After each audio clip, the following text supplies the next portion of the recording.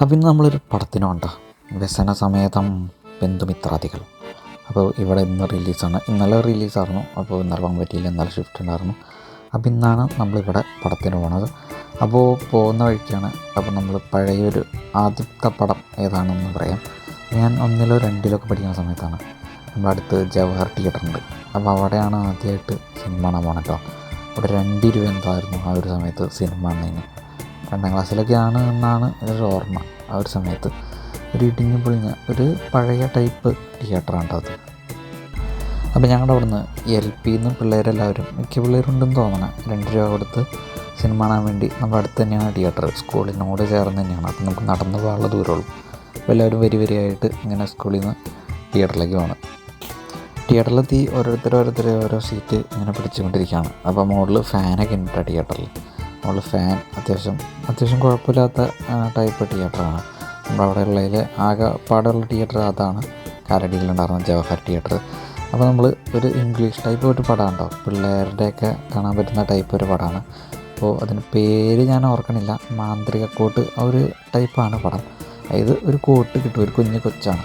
കൊച്ച് കഥ എങ്ങനെയാണ് പോണത്, ആ ഒരു കൊച്ച് നിങ്ങൾ കണ്ടിട്ടുണ്ടോയെന്ന് അറിയില്ല. കഥയുടെ അങ്ങനെ പോണത് ഇംഗ്ലീഷോ വേറെ ഏതോ ലാംഗ്വേജാണ്, മലയാളമല്ല.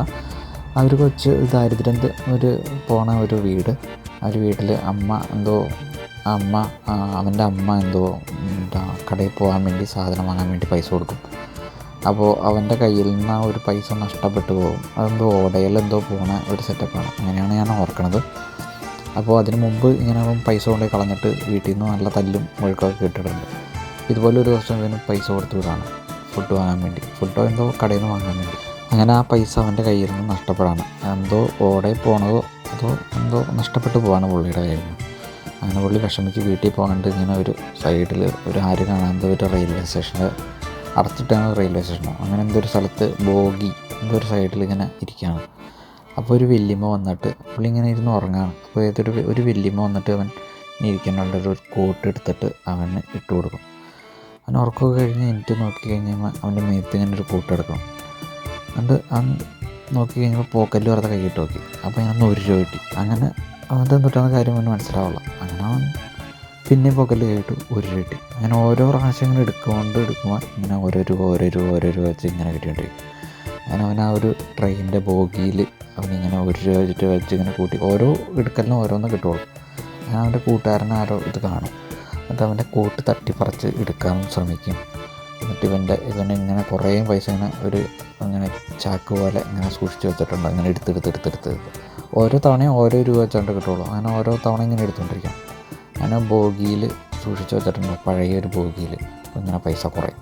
എന്നിട്ട് ഈ പൈസ കട്ടെടുക്കാൻ വേണ്ട ആൾക്കാർ, അങ്ങനെ കള്ളന്മാർ, അവൻ്റെ കോട്ട് തട്ടിപ്പറിച്ചെടുക്കാൻ വേണ്ട ആൾക്കാർ, അങ്ങനെ പോകുന്നതാണ് ഈ ഒരു കഥ.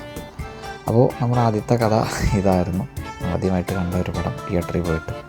അപ്പോൾ ഇത് ഇപ്പോഴും ഓർമ്മയിലുണ്ട്. മാന്ത്രിക കോട്ട് എന്നാണ് സിനിമയുടെ പേരതല്ല, പക്ഷേ മാന്ത്രിക കോട്ടാണ് ആ ഒരു ഇതിനകത്ത് കഥയിൽ വരുന്നത്. അപ്പോൾ ഇനി നമ്മൾ ഇപ്പോൾ കാണാൻ പോയ വ്യസന സമേതം ബന്ധുമിത്രാദികൾ എന്ന പടത്തിനെ പറ്റി പറയാം. നല്ലൊരു പടം കേട്ടോ. അവസാനം വരെ നമുക്ക് ചിരിക്കാനുള്ള വക പടത്തിന് തരുന്നുണ്ട്. നല്ല രീതിയിൽ തന്നെ കണ്ടിരിക്കാം. നമുക്ക് ബോറിംഗ് ആയിട്ട് തോന്നില്ല കേട്ടോ. നല്ല രീതിയിൽ തന്നെ അവർ എടുത്തു വെച്ചിട്ടുണ്ട്. എല്ലാവരും നല്ലതായിട്ട് അഭിനയിച്ചിട്ടും കാര്യങ്ങളൊക്കെ ഉണ്ട്. ഒരു പ്രാവശ്യം തിയേറ്ററിൽ പോയി കാണാവുന്ന നല്ലൊരു പടം കേട്ടോ.